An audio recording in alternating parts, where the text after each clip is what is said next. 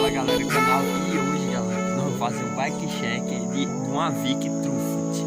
Vamos começar agora, sem enrolação nenhuma. Vai explicar aqui o que veio nela, que começando pelo Zaro. O Zaro dela é um V-Max, né? E o pneu? É um DSI. A suspensão é qual é? É um Yamaha. Quantos milímetros? 80 milímetros.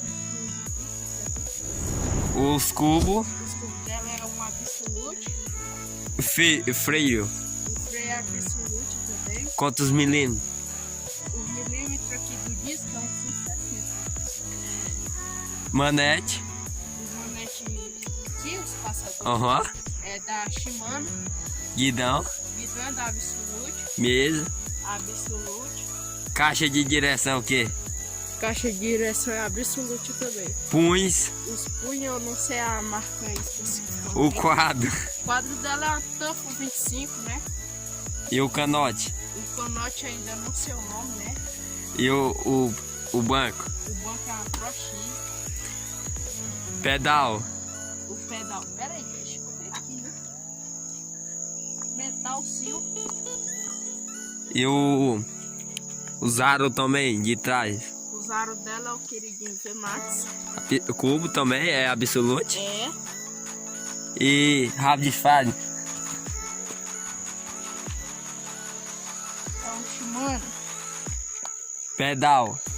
Pedal mesmo lá. Não muda nada. E também o passador também dianteiro? É Shimano. E a central? Central. Aí já não sei como é o nome. Pois galera, este foi o bike check do canal de uma Vic. Como é o nome? Tuffo 25. Tuff? Tuffo. Porra aí galera, a bike check tá completa aqui. Só vai faltar só aqui o canote. O pé de vela. O pé de vela qual é? É, não tô lembrado como eu disse. Aí pra mim que é aquele pedalzinho meio comum, é não? Pé de vela. É. Suspensãozinha aqui, eu não sei que ela vai aguentar, o freeride. Pois galera, este foi o vídeo. Vai deixando seus comentários com esse rachado dessa Vic. E deixa like galera, para fortalecer o vídeo. Pois falou!